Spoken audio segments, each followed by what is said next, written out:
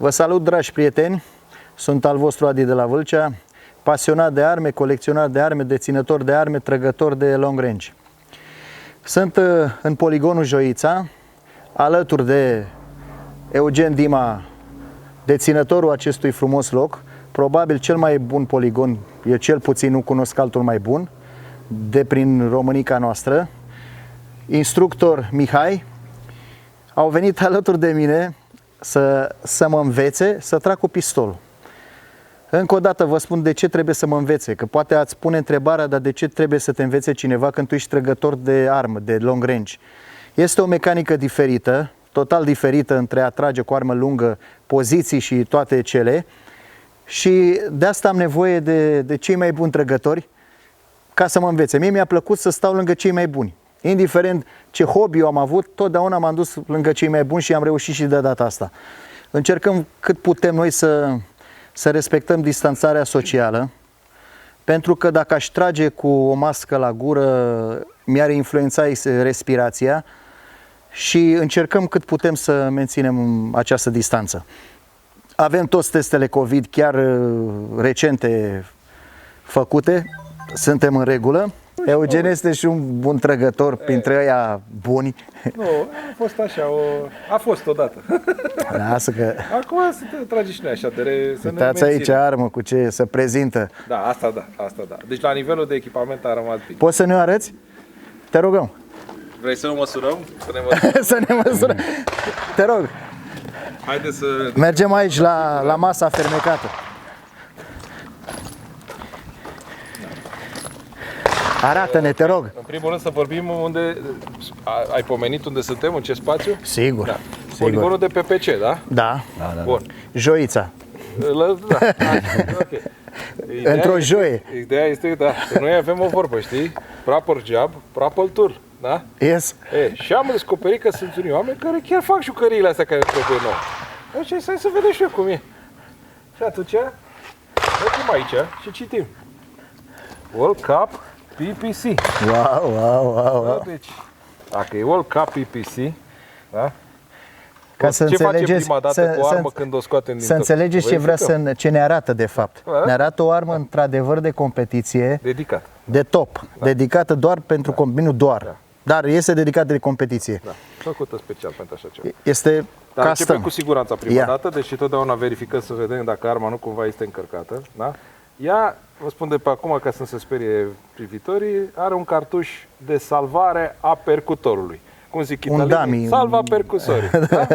Adică este un cartuș dummy care nu pricinuiește niciun rău armei dacă facem declanșări pe sec, cum spunem noi străgătorii sportivi așa. Adică ne antrenăm fără să tragem cu cartuș. Să vedem ce greșeli face, ne mai obișnuim degetul cu trăgaciul. Dar chiar și așa știm ce se află acolo, totuși trebuie să verificăm și să le extragem de pe camera cartușului. Da? A căzut, s-a și auzit. Blocăm și noi frumos slide-ul. Ne uităm împreună. Da. E și curată. Da? Nu făcea în armată, da? Deci, da. Deci este tot în regulă și acum, fiind în perfectă siguranță, vă rog frumos, domnul Adrian. Da? Wow, ce grip are, da. Și spuneți așa, ce senzație, ce fior vă trece? În primul rând îmi place gripul, prinderea. Așa. Da. Este pe un șasiu de 1911, nu? Adevărat. Wow, deja îmi place. Pot să-i dau slide-ul să... Doar dacă îi punem înapoi acel salva percusorii, care mi-l dai mie un pic, așa.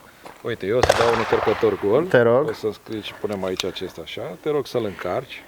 Și cum ai încărcat E single stack. Single stack, cât clasic. Intră? 8 bucăți. 8, da, clas. Nu, e mai mult decât ne trebuie, noi tragem la proba asta 6. Da? Dar mai fie încă 2, 3 acolo. Așa. Și acum să spun, da. ai grijă cu declanșarea. Deja îmi place. Ai grijă cu declanșarea. Și relași. Deja îmi place. Wow, și fiind trăgaciu tot. Îmi place. E de totdeauna să faci toate treburile astea de descărcare cu țeavă orientată în direcție. Foarte mișto. Da? Deci, poți să te întreb cât a costat? Că mă interesează treaba asta. Bă, de costat este, ca să zic așa, un cadou de la prieteni. Și cadoul nu are valoare, deci fiind de la prieteni este neprețuit. E evident, dar da. dacă ar fi mâine să cumpărăm așa ceva, da, putem să pregătim 3.000 de euro și mai punem și 200 de euro pe mânerul la care îți place. Da, Asta e o armă care mi-ar place. Sunt convins că da. Deci e o armă care mi-ar place. De-aia am și luat-o, ca să zici.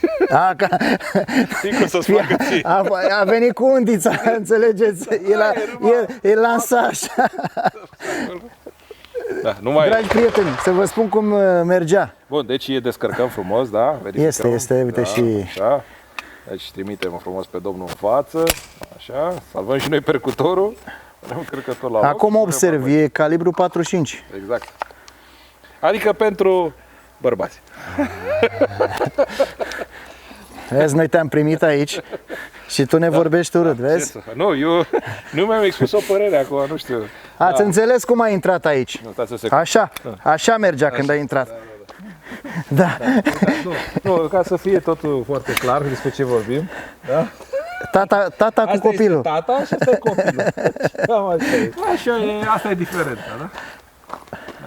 Bine, acum să nu se înțeleagă că noi acumulăm cine știe ce frustrări de altă natură și de asta ne plac mașinile mari, calibrele mari, ceea ce e mare. Nu, e pur și simplu e o părere noastră despre... Old school aici. Nu, acum sincer vorbim, hai să te întreb ceva, că ești un rutinat al tirului și poate tu găsești explicația din prima de ce am ales calibru 46 și n-am ales calibru 919 sau alt calibru. Hai să-ți dau un indiciu ca să fie și mai bine pentru tine. PPC-ul este o tragere de precizie și presupune și abordarea plajei de distanțe 25-50 de iarzi. Este un glonț mai greu. Așa. Și precizie mai bună. Până aici ești bine. Vorbim despre un proiectil mai greu, da? Totuși, este... Viteza lui nu știu dacă e... Viteza e mai mică. Mai mică. Deci, mesajul care mi-l transmite mie aici la pălmuță, da?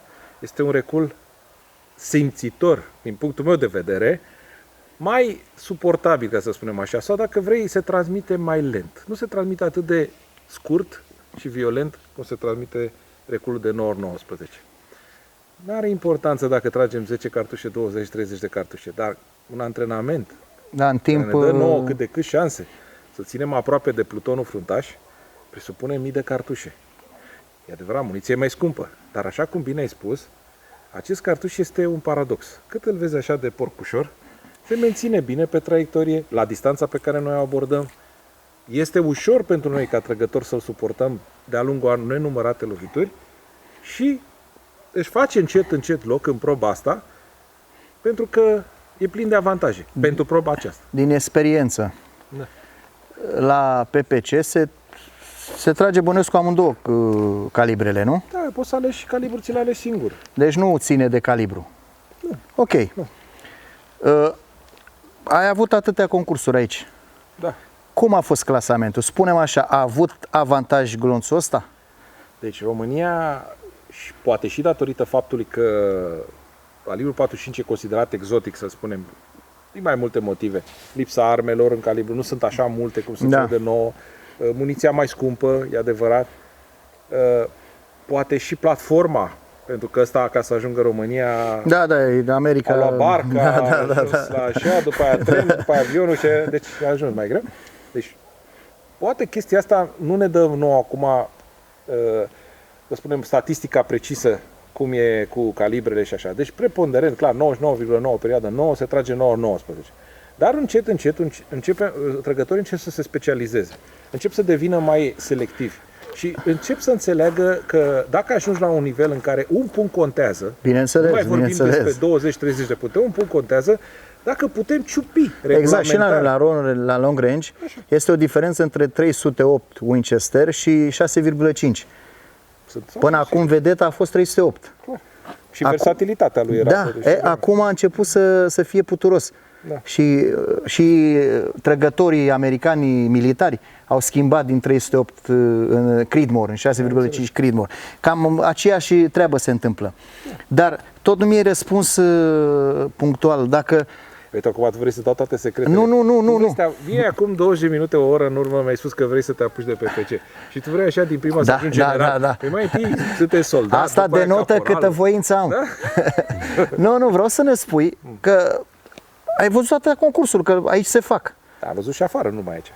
Bine, ai fost Adică trăgător. acolo pot într-adevăr să spun, ca diversitate, Era 45? sever, da. Sunt La noi aici nu prea, deci nu Noi poți să avem încă faci un handicap și este un handicap major. Faptul că nu ne putem reîncărca cartușele. Asta e problema care o avem și noi. Pentru că mai spun ceva. Uite, oamenii care ne privesc acum, așa, poate se amuză, poate. Dar până la urmă aici e o chestie foarte serioasă, suntem profesioniști până la urmă în domeniul nostru. Făcând asta de atâția și atâția ani, Da. îndrăznim să spunem că am învățat ca un profesionist multă practică. Corect. Da? Și teoria am luat-o de la cei mai buni, adică de la campioni. Și multă mondiali, de la teorie, oameni da. care au chiar demonstrat că știu ce fac. Orice muniție care avem aici pe masă este fabricată în condiții de serie. Tirul nu este un sport de serie, este Exact, atât de exact. personalizat. Și atunci eu spun în felul următor, dacă începem să discutăm despre pasul ghinturilor, lungimea țevii, forma ghinturilor Exact, exact. și multe alte aspecte pe care nu cred că e cazul să împuiem capul nimănui cu ele, nu că nu le-am cunoaște, adică Da, mai da, serie da, din da, ele, da. dar majoritatea Da. le știm, recomandă să începem să ne facem singuri setările de muniție. Am fost martor, ca arbitru, la o competiție internațională, la o situație de jurizare. Un glonț, tras de un sportiv, de la o distanță mică, a trecut prin țintă, dar, știu că pare hilar, a rămas înfipt în carton. Deci era atât de slab încărcat cartușul, Da, și de stoc era, nu? încât nu, era făcută de arma era o armă ultra performantă, dar muniția era confecționată de utilizator, adică s-a dus acasă și a făcut niște măsurători, niște determinări și pentru a obține un sal cât mai mic al gurii țevii și a făcut o încărcătură foarte slabă și Wow, a scuipat cu el cum ar fi, da, da. aproape că era limita de siguranță. Eu chiar l-aș judeca pe acesta și că l-aș exclude dintr-o competiție pentru astfel de chestii pe care consider incident, pentru că există riscul o foarte mică eroare în dozarea pulberii sau în Da, setizare, da, așa este. să rămână cartușul acela țeavă pe glonț, adică glonțul cartușului, să rămână glonțul pe țeavă și atunci se produce o detonare necontrolată și o să fie văzut și eu la un o concurs problemă la... foarte mare, nu numai pentru el, cât și pentru cei din jur. Bineînțeles. Deci eu am interpretat-o ca o violare a regulilor de siguranță, nu neapărat regulamentar. Spune că dacă ținta este perforată, așa se spune, perforată, se acordă punct, dar asta deja pentru mine este extrem. Da, că așa tragem cu Rămână țevi de alea, glonțul- cu cornete, rămână glonțul cu... fiind în țintă, deci este... Eugeniu, eu am venit la tine ca să încep disciplina asta cu pistolul. Am explicat că ce trag eu e o altă mecanică, deci nu mă ajută în cea mai mare parte. Da, Și- tu să aduci disciplina Da, specifică. exact, da. Poligon. Asta Cam mi-e foarte interesant. mult timp acum liber Așa. și să spun sincer, mă plictisesc. Sunt un tip care nu-mi place să stau. Da. Mă ispitește treaba asta și vreau ca să le spun și privitorilor, vreau să ajung la performanța în care cum se spune, să-mi iau examenul sau cum? Păi nu, este să îndeplinești criteriile pentru a fi clasificat. Exact. Ce înseamnă? Din 480 de Adică să puncte, îndeplinești barebul sportiv, din 480 de puncte, să zicem la o probă, pentru că sunt mai multe probe și Da, da, fiecare cu baremul ei. Deci să proba de 48 de focuri, faci 440 din 480. da, Deci... deci, E posibil. Mai ales pentru cineva care are cunoștințele de bază. Și Da. aici mă refer la declanșare, da. respirație. Da? Ești obișnuit deja să asculți. Da, știu rutina disciplina unui și, antrenament. da. Da, pentru că n-ai început de capul tău singur Da, undeva da. într-un garaj, te-ai apucat să tragi. Ai practicat chestia asta cu long range într-un poligon autorizat, alături de Sigur, instructor și sigur, de la ei, sigur. bineînțeles că ai deprins toată mecanica asta. Mă ajută mult asta, Așa? da. Asta o aduci cu tine în poligon. Rolul nostru, al meu poate, ca antrenor al tău, ar fi să te finisezi, să te șlefuiesc pe proba aceasta. Da. Adică să spun, să te încadrezi în limitele ei specifice. Dar siguranța rămâne aceeași, respectul față de arme, respectul față de cei care vor fi cu tine în poligon, în sesiune de antrenament, disciplina, concentrarea, deci toate Cu asta sunt învățat cu asta, Da. doar că mecanica de tragere e diferită de la ce vin eu. Și asta o să mă învățați voi, că o să stau pe capul vostru. În primul rând, înainte să fii în poligon, te duci să dai de pomană, ca să nu-ți tremure mâna. Da? Deci, asta în general la... Păi tocmai am dat de pomană o casă. Așa. Păi, uite, A fost bine? Ar trebui, eu zic că ar trebui ca la 48 de focuri să nu ieși din 10. Să știi, chiar am luat O o casă unor oameni foarte sărmani. Următoarea ocazie când faci, mă sun și pe mine că am câteva idei. La el trebuie să merg la casa de marcat. La el. Să creadă oamenii săraci. Nu, haideți să vorbim serios acum cu toți cei care ne privește. Pe bune, omul glumește. Nu. dacă judecăm în zona sporturilor individuale, deci dacă comparăm sportul nostru cu sporturile celelalte sporturi individuale, tirul, credeți-mă pe cuvânt, nu este cel mai scump sport. Și nu numai că nu este scump, dar poate fi făcut, adaptat, să spunem așa, costul personalizat, exact pe obiectivul pe care tu îl urmărești. Pentru că noi vom analiza performanțele lui, chiar acolo o să fim, o să vedem ce fel de profil are și o să-i recomandăm un antrenament personalizat și o să fie surprins să vadă cât de puțin sau cât de mult îl costă, raportat la ceea ce poate el. Unii oameni reușesc mai repede și cu o cheltuială mai mică, alții un pic mai târziu și cu o cheltuială un pic mai mare.